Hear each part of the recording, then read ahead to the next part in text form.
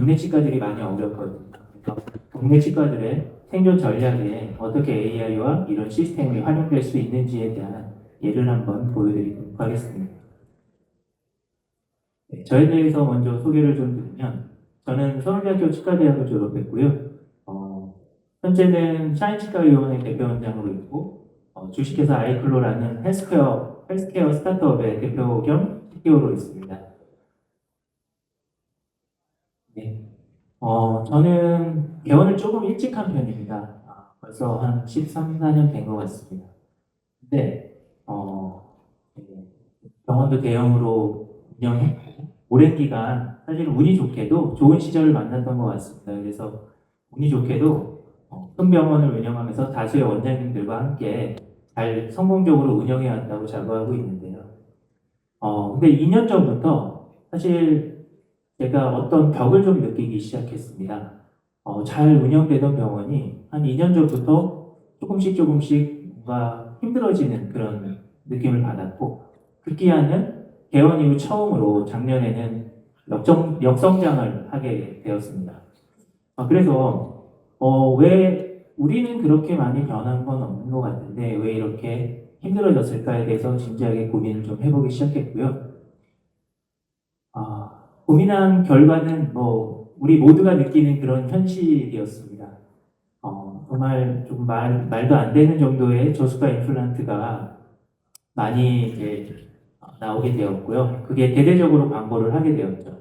그래서 저희 같은 대형 병원들은 사실 임플란트 환자들, 이렇게 큰 환자들을 많이 봐야 하는데, 그런 병원들의 타격을 사실은 받을 수밖에 없습니다. 그래서 본의 아니게 저희는 보수가 병원이 되어버렸고, 그렇게 해서 환자 유출도 많았지만, 저희 병원에서 여러 이유로 다시 치료하게 되시는 분들도 이미 그런 가격에 한번 노출이 되셨기 때문에 기대치가 엄청 올라갔다는 걸 제가 느꼈어요.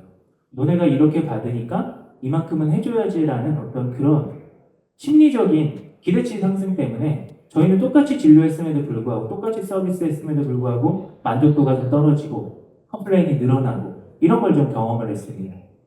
그리고 제가 2년 전 이야기지만 이렇게까지 우리 원장님들이 유튜브나 인스타를 정말 열심히 하실지는 몰랐어요. 그래서 전문적인 지식으로 무장한 그런 전문적인 컨텐츠하고 전문 인력들이 붙어서 어떤 전문적으로 병원 홍보를 하는 그런 컨텐츠들이 너무 생산이 많이 되고 환자들에게 노출이 많이 되다 보니까 저희같이 대형 병원에 각각 전문의 선생님 계시고 서울대 원장님 이런 걸로 차별화하던 병원들이 어떻게 보면 좀 차별성을 좀 잃어가고 있습니다. 굉장히 흔한 병원이 되어버리는 거예요.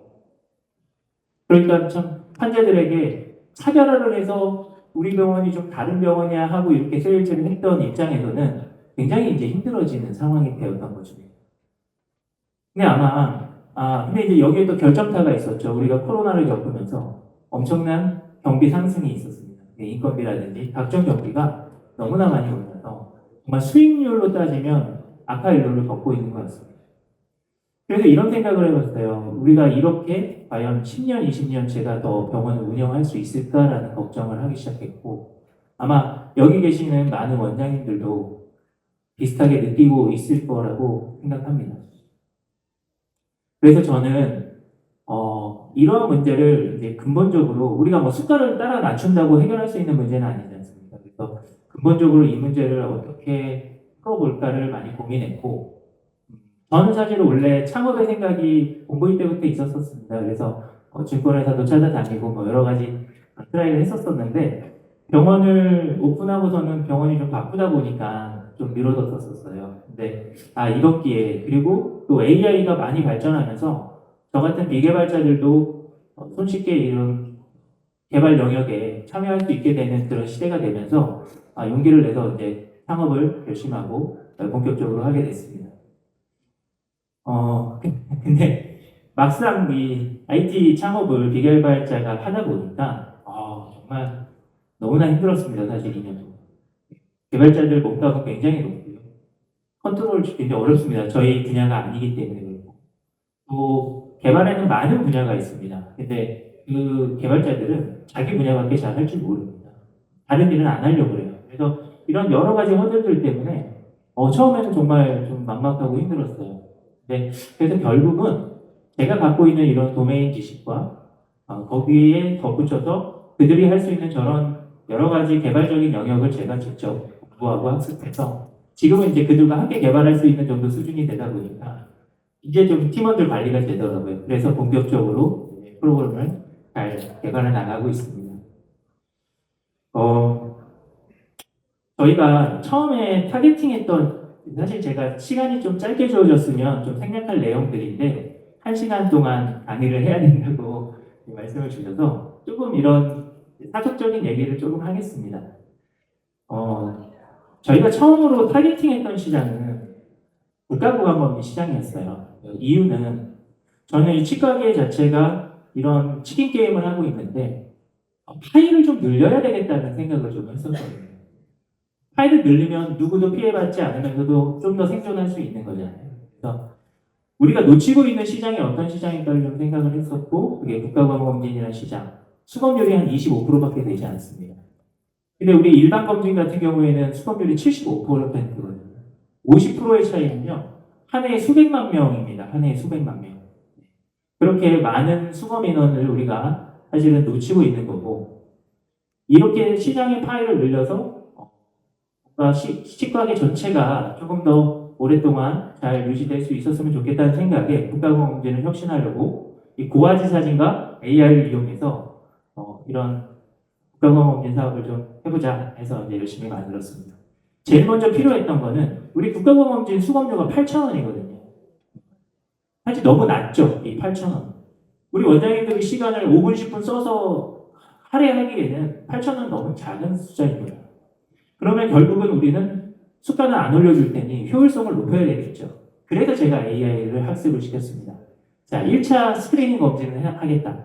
우리 비싼 원장님들 대신 촬영 인원이 가서 단체 수검 인원들의 촬영을 하고 그러면 원장님들에게 이제 우리가 전송을 해드리면 원장님들을 진료 중에 남는 시간에 원장실에서 AI가 1차적으로 스크리닝한 결과를 약간의 수정만 해서 환자에게 앱으로 전송한다면 그럼 이제 수지가 좀 맞죠. 저는 그래서 이제 그런 생각을 가지고 좀 프로그램을 만들었고 이런 AI 학습을 열심히 했습니다. 그래야지 원장님들이 빨리 검진을 하니까요. 근데 그렇게 하면 원장님들도 우리 치과 환자들 그런 수검료도 검진료도 받지만 그렇게 해서 우리 환자들이 조기 검진을 하게 되면 또 병원으로 많이 내원하게 되잖아요. 병원을 또 연결을 해주니까. 그래서 병원에 내원하는 환자도 늘어나고 치과계에서도 좋을 것이고 환자들도 무료로 좋은 고화질 검사를 전문 인력한테 받고 앱에 그것 결과가 나오고 또 과잉 진단에 대한 그런 두려움들도 있는데 자기와 관련 없는 의사들이 이렇게 검사해서 나에게 제공해 준다면 어느 정도 환자들에게도 좋은 가치를 주겠다. 정부 입장에서도 당장에는 수검료가 나가겠지만 나중에 가서는 진전된 질병 치료할 때 비용이 훨씬 더 많이 되니까 전체적인 건강보험 재정에도 도움이 되고 정부가 원하는 데이터, 빅데이터도 모을 수 있기 때문에 여러모로 다 괜찮다 생각을 해서 열심히 했는데 그래서 저희가 이걸로 작년에 과기부 장관상을 받았습니다. 사실 이 솔루션으로 잘 해봐라 해서 이제 과기부 장관도 주시고 광주광역시에서 7층도 하고 했는데 어쨌든 이게 이제 정부 정책에 좌우되는 사업이다 보니까 지금은 이제 규제 샌드박스를 신청해서 준비 중에 있고요. 이게 빠르게 진행할 수 있는 사업은 아닙니다. 사실.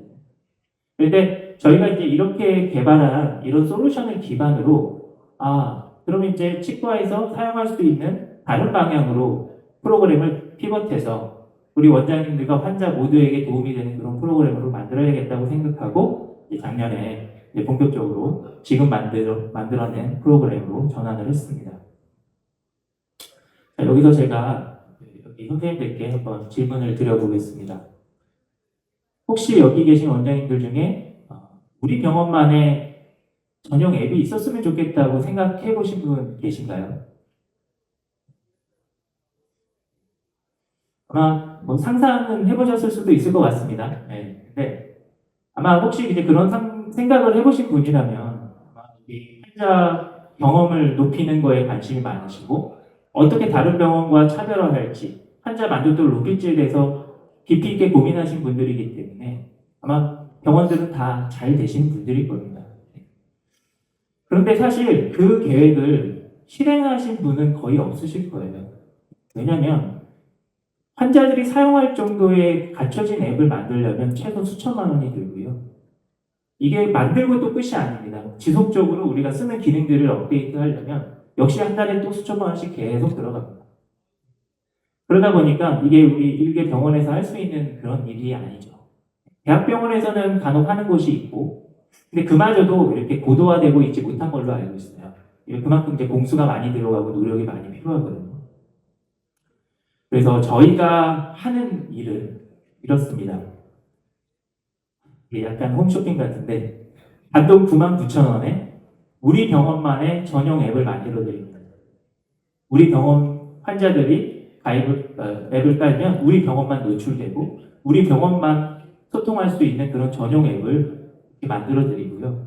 앱만 만들어준다고 끝은 아니죠.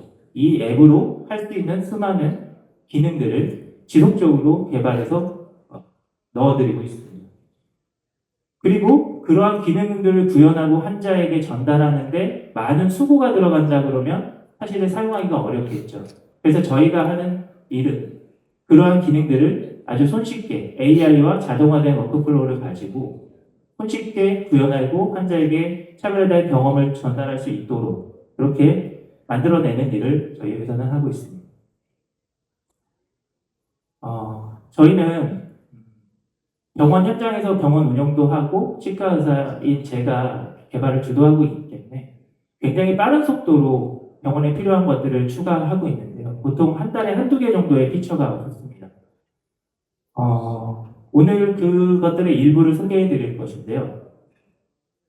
첫 번째로 소개해 드릴 거는 저희가 가장 최근에 이번 주에 개발이 완료돼서 이제 배포가 된 기능입니다. 환자들이 병원에 내원해서 이제 앱을 설치합니다. 그러면 즉시 그 환자가 가입한 모든 민간보험을 조회합니다. 치아보험뿐만 아니라 일반 보험 중에서도 치과 보장 내역이 있는 것들이 있거든요. 그런 것들을 즉시 조회를 합니다. 그리고 원장님께서 세우신 치료 계획에 적용을 시켜줄 수가 있습니다. 그러면 환자는 직접적으로 눈으로 내가 얼마나 비용이 절약되는지를 확인할 수 있게 됩니다. 그러면 환자 입장에서는 당연히 치료 동의율이 높아지고 이 병원에 대한 이 병원이 나를 이렇게까지 생각해 주는구나 하면서 병원에 대한 신뢰도가 같이 올라가겠죠. 저희가 하는 일이 이를테면 이런 겁니다. 환자에게 좋은 경험과 가치를 전달하는데 병원 입장에서 치료 동의율도 높이고 우리도 그렇게 힘들지 않게끔 이런 것들을 해주는 거, 해주게 만들어주는 거. 그게 저희 회사가 하는 일입니다. 자, 또 다른 예를 한번 보겠습니다. 저는 운이 좋게도 매우 훌륭한 교정 실장하고 같이 일하고 있습니다. 우리 뛰어난 실장들이 하는 일들입니다. 이게 아날로그적으로 하고 있는. 우리 실장은 환자가 오면 진단한 사진, 영상 다 톡으로 전송해주고 설명해주고 어떤 문제가 있고 앞으로 우리가 어떻게 개선해드리고 하는 그런 거를 전부 다 메시징을 합니다. 그리고 진료 중간중간 비포 애프터 사진과 그 사이에 어떤 경과에 대한 설명, 코멘트를 저렇게 일일이 다 또 보내줍니다. 그리고 자녀들이 교정을 받는 경우에 부모님께 양치는 어떻게 하고 있는지, 진행은 어떻게 잘 되고 있는지, 충신에 있는지 없는지 이런 모든 피드백을 또 저렇게 톡으로 보내요. 사실 부모나 환자 입장에서 얼마나 좋겠습니까? 만족도가 올라갈 수밖에 없죠. 그리고 이런 거를 환자 처음에 만났을 때 상담할 때 제가 이렇게 해드릴 거예요 라고 보여드려요. 그러면 그 환자는 우리가 조금 더 비싸도 신뢰가 간다. 여기서 해야겠다라고 생각을 하겠죠. 근데 이제 문제가 있습니다. 이렇게 좋고 무조건 해야 되는 이런 것들이 우리가 항상 이런 훌륭한 실장과 함께 일하지는 않잖아요. 다들 빨리 집에 가고 싶고. 저희 실장은 이런 걸 하기 위해서 아침에 1시간 이상 일찍 오고 퇴근도 1시간 이상 늦게 합니다. 하루에 2시간씩 잔업을 하는 거예요. 그러니까 너무 고맙기도 하고 미안한데 사실은 저는 경영자적인 입장에서는 이거는 지속 가능하다고 생각하지 않습니다. 이렇게 운영을 해서도 안 되고 이렇게 할 수도 없다고 생각을 하거든요. 그래서 저는 이 친구가 하는 이런 일들을 우리 회사가 해야 된다고 생각을 하고 이런 것들을 프로그램상으로 녹여내는 일을 하고 있습니다. 그래서 좋은 건 알겠는데 이걸 누가 다 해요? 이제 우리 직원들이 하는 얘기죠. 근데 이 30분 걸리는 일을 단 3분 만에 할 수 있게 된다면, 뭐 5분 만에 할 수 있게 된다면 할 만한 거죠. 한 1분 정도 되는 영상인데요. 한번 보겠습니다.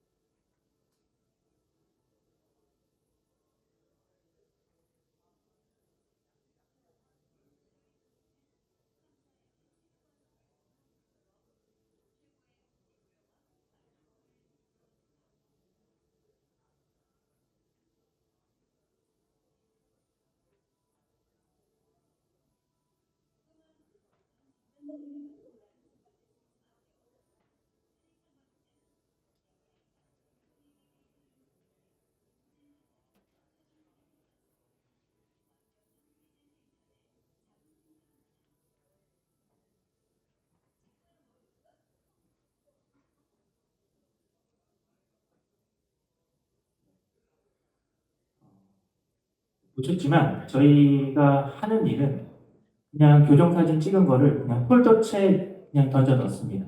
그러면 AI가 알아서 사진을 분류하고, 그다음에 구애 사진 같은 경우에는 원장님들 이렇게 편집 많이 하시잖아요. 자동으로 눈 맞추고 스케일 맞춰서 정렬하고 스케일을 맞춰줍니다. 그리고 마지막으로 AI가 충치를 체크해주고, 교정병원 주된 컴플레인이 이거잖아요. 교정 중에 충치 컴플레인.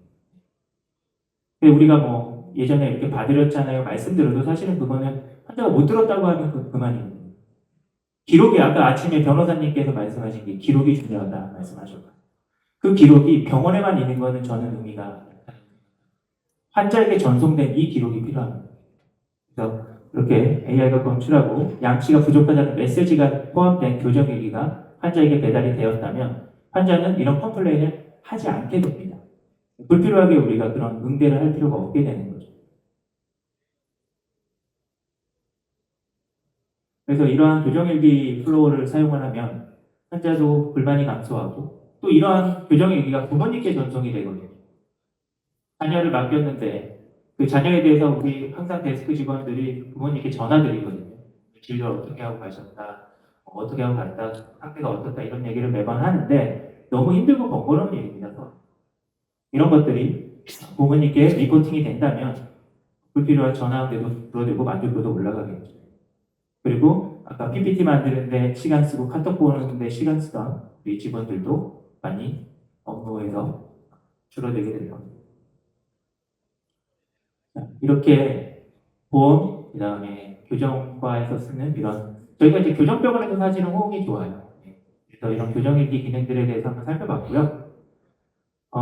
여기 이제 일반 진료하시는 원장님이 많으실 테니까 이제 일반 진료에 관련한 저희의 워크플로우, 오늘 주제하고 좀 연관이 있는 AI 디지털 워크플로우에 대해서 한번 설명을 드려보겠습니다. 네. 설명의 편의상 우리가 실제로 환자가 우리 병원에 알게 되고 진료하게 되고 마무리하고 정기검진하게 되는 이런 플로우에 맞춰서 간략하게 하나하나 설명해 보도록 하겠습니다. 네. 우리 병원을 처음에 어떻게 알게 될까를 보면 뭐 대부분은 입소문 아니면 검색이겠죠. 요즘은 검색 비중이 정말 높은 것 같습니다. 검색을 하면 가장 힘이 있는 건 아무래도 네이버 플레이스, 거기로 이제 도달을 하게 됩니다. 근데 네이버 플레이스에 우리 병원을 잘 포장해서 적어 놓는 건 매우 중요하고요. 정말 핵심이죠. 그런데 이제 거기 네이버 플레이스에서 차별화된 무언가를 좀 적용하기에는 좀 양식이 제한이 많이 돼 있다 보니까, 그래서 원장님들은 홈페이지를 또 운영을 하시는 것 같습니다. 근데 홈페이지가 물론 많은 비용을 들여서 잘 만들고 유지보수를 잘하면 제일 좋죠. 우리 병원에 잘 맞는 그런 세련된 디자인의 홈페이지를 만드는데 실질적으로는 그렇지 않은 경우가 대부분이에요. 만들 때도 비싸지만 유지보수를 개발자가 아니면 할 수가 없어요. 그래서 모바일에 대응도 잘 안 되는 홈페이지도 많고 원장이 바뀌었는데 반영이 안 돼 있는 경우도 많고 그렇게 해서 사실은 좀 방치된 그런 홈페이지도 많은 것 같습니다. 저희는 아까 설명드렸던 전용 앱을 만들어 드리고 이렇게 또 전용 웹페이지도 자동으로 생성이 됩니다. 원장님의 병원에 대한 설명을 조금만 넣으시면 그것도 자동화된 템플릿이 있습니다.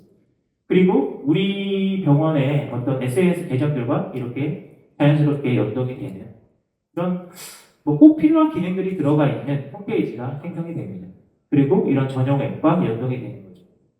그래서 이러한 걸 보고 우리 병원에 대해서 잘 알리시면 이제 그 다음 단계는 환자들이 예약을 하겠죠. 우리가 이제 예약은 주로 뭐 전화 예약을 예전에 많이 받았었고 그냥 오시는 분들도 있고 근데 요즘은 네이버 예약을 참 많이 하죠. 근데 네이버 예약을 저희는 시행한 지가 그렇게 오래되지는 않았습니다. 한 6, 7개월 된 것 같아요. 근데 네이버 예약을 안 받았어요. 기존 환자들하고 좀 엉킬까봐 좀 두려워서 그랬는데 한번 열어보니까 정말로 효과가 좋더라고요. 많이 예약도 들어오고 너무 좋았는데요. 근데 문제는 예약을 해도 취소가 많다. 아까 우리 회장님께서도 말씀하셨잖아요. 기존의 예약 시스템은 저희가 환자의 사실은 이름밖에 알 수가 없습니다. 신환들 같은 경우. 안 오면 끝이죠. 그래서 저희는 그래서 제일 먼저 도입한 게 바로 전자문진이에요. 환자가 네이버 예약을 하거나 전화 예약을 하시면 링크를 보내드립니다. 전자문진 링크. 그러면 환자는 그 전자문진을 하게 되는 거죠. 본인이 편한 시간. 그럼 우리는 그 환자에 대해서 내원하기 전부터 많은 것을 알게 됩니다. 어떤 거가 불편한지, 얼마짜리 환자인지, 누가 소개해줬는지, 어떤 질환이 있는지. 그런 것들에 대해서 전부 다 소상히 알고 있는 상태에서 그 환자를 맞이하면 우리가 바로 차별화하고자 하는 그 세심한 환자가 가능해져요. 그리고 고객 입장에서도 저게 번거로운 일이 아닌 게 내원에서 문진을 하려고 그러면 굉장히 시간 소모가 많죠. 기다렸다가 직원을 만나고 직원이 또 설명해주고 그걸 좀 가뜩이나 신환들은 대기 시간도 많은데 더 길어지는 원인입니다. 그래서 대기 시간이 획기적으로 줄어들고 있죠. 또 저희 직원들은 어떻습니까? 환자들 그 응대하고 문진받고 스캔하고 넣고 굉장히 번거로운 일로부터 해방이 되는 거죠. 그래서 실제로 저희 데스크 직원이 한 명이 줄었는데 괜찮더라고요. 그래서 환자 내원할 때 이 전자문진을 꼭 활용해 보셨으면 좋겠고요. 이렇게 들어온 전자문진 데이터는 디지털화가 됐기 때문에 우리가 뒤에 이어지는 여러 가지 워크플로우와 섞여서 환자 맞춤형 어떤 CRM이라든지 여러 가지를 다 할 수 있게 되는 겁니다. 별도 입력 과정이 없이 환자가 다 입력해 준 거거든요.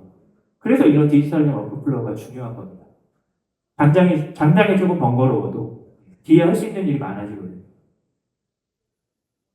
자, 이제 우리가 문진을 했으면 그 다음에 우리 원장님께서 진단을 하시죠.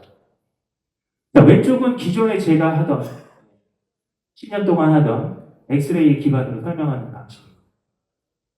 환자들이 엑스레이를 사실 정말 이해하지 못하십니다. 네. 그냥 고개만 끄덕이시는 거예요. 환자분들은 제 말을 저를 믿는 겁니다. 저한테 동의를 하시는 거지 엑스레이를 보고 이해하시는 게 전혀 아닙니다. 그런데도 우리는 저걸 가지고 열심히 설명을 하죠. 그러다 보니까 시간도 오래 걸리고 동의율도 좀 떨어지죠. 그래서 요즘 트렌드가 뭡니까? 네, 사진을 많이 찍어요. 요즘 개원하는 병원들은 거의 다 아마 체어에 TV를 설치하더라고요. 큰 화면으로. 그래서 사진을 다 찍고 직관적으로 환자가 이해할 수 있는 그런 사진을 띄워줍니다. 동의율이 훨씬 올라가고 설명이 쉬워집니다. 그건 분명한 거예요. 그런데 여기에 AI가 검출한 결과까지 표시가 된다면 어떨까요? 우리가 1인 병원 원장님들 같은 경우에 우리 환자들 요즘 어쨌든 환자들은 과잉 진료에 대한 걱정이 다 있습니다. 그런 것들을 우리가 어떻게 해소해 주느냐가 핵심인데 저는 이게 큰 수단이라고 생각을 해요. 저게 뭐 정확도 뭐 이런 게 중요한 게 아니라요. 어떻게 보면 다른 의견을 하나 보여주는 거거든요. 그래서 1인 병원 원장님들 같은 경우에 이런 세컨 오피니언을 제공하는 것, 환자에게는 나도 모르게 신뢰가 분명히 올라갑니다. 저는 페이 원장님들이 계셔가지고 사실 일부러 막 리퍼하고 그래요. 제가 그냥 다 진단해도 되는데 저보다 더 전문가 선생님께서 이거는 한 번 더 확인해 주셔야 된다고 일부러 보내기도 하고 그래요. 다 그런 게 제가 뭐 진단을 못해서가 아니라 우리 이제 신뢰를 높이기 위한 그런 장치들인데 이제 그런 걸로 활용할 수 있다는 얘기죠. 그리고 그렇게 검사한 결과를 환자에게 앱으로 보내준다. 우리가 어떤 환자가 500만 원 견적을 갖고 집에 갔습니다. 와이프한테 나 치과에서 500만 원 견적이 나왔어. 뭔데? 이러겠죠. 몰라, 썩었다는데 500만 원. 그러면 와이프는 당연히 과잉진료도 많다는데 다른 데 가보자. 이러겠죠. 근데 본인이 이해했던 그 사진과 이해했던 결과와 저런 상세한 리포트를 우리가 투명하게 보내준다. 이게 감출 수 있다고 감추는 것들 요즘 다 환자들 받아가죠. 오히려 정보를 제한되게 가져가는 게 더 위험한 겁니다. 그냥 금액만 알고 가는 게 더 위험한 거예요. 저렇게 상세하게 자신있게 보여주는 것이 경쟁력입니다. 신뢰를 높일 수 있고. 자, 그런데 이제 저렇게 하는 것이 번거롭게 힘들면 역시 또 안 되겠죠. 저희는 병원용 핸드폰으로 사진을 찍거나 아니면 DSLR로 사진을 찍으면 손쉽게 그냥 한 번에 입력할 수가 있습니다. 그러면 알아서 부위별로 얘가 인식을 하고 한 번에 업로드가 되면서 이렇게 검출을 합니다. 치아 번호도 잘 인식하는 편입니다. 그러면 바로 오른쪽에 있는 치료 계획서가 생성이 되겠죠. 치료 계획서가 생성된다는 것도 우리 워크플로에서 편리한 점 중에 하나입니다. 우리 원래 진단할 때 뒤에서 받아 적는 직원이 있잖아요.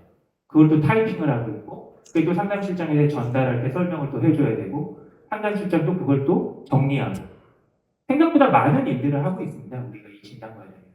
그런 것들이 저렇게 80% 90% 만들어져서 나온다고 하면 너무나 편리하겠죠.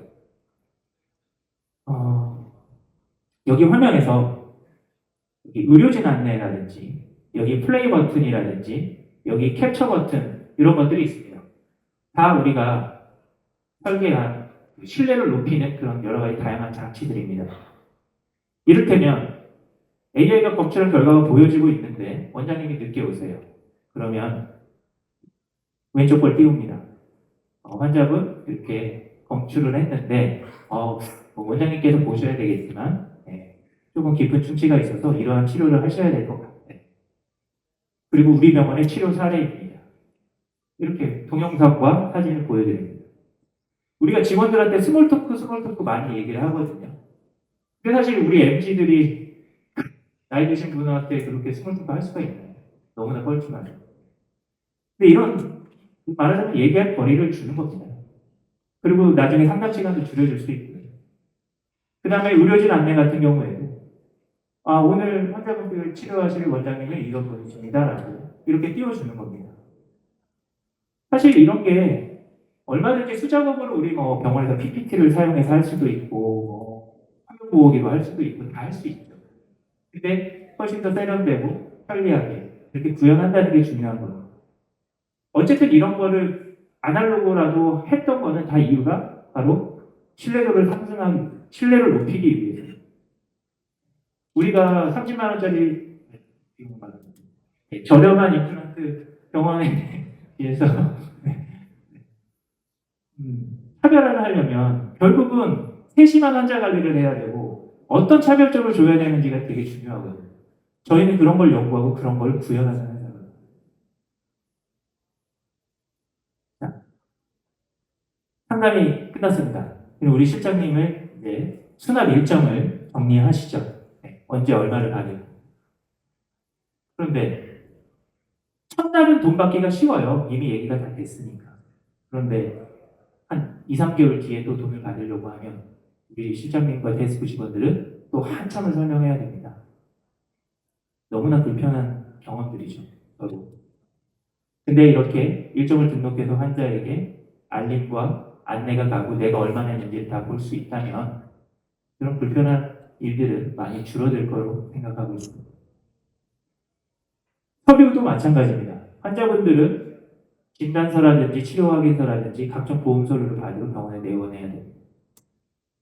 근데 이렇게 본인 인증된 앱을 가지고 있다면 저희는 내원하지 않으셔도 작성해 드릴 수 있습니다. 계약 안내, 환불 규정, AS 규정, 여러 가지 것들도 다 전달할 수 있습니다.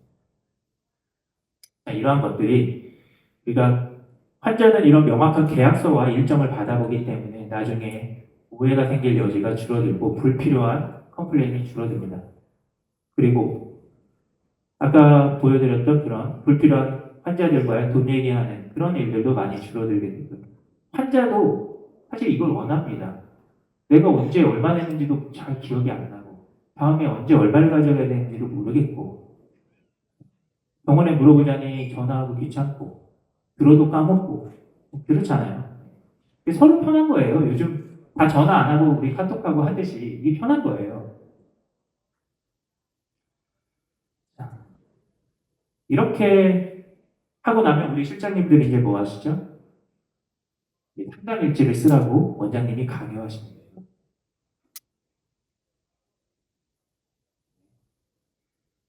우리 상담 일지를 쓰라고 우리 원장님들이 강요를 하십니다. 우리 컨설팅 회사가 들어오면 무조건 쓰라고 합니다.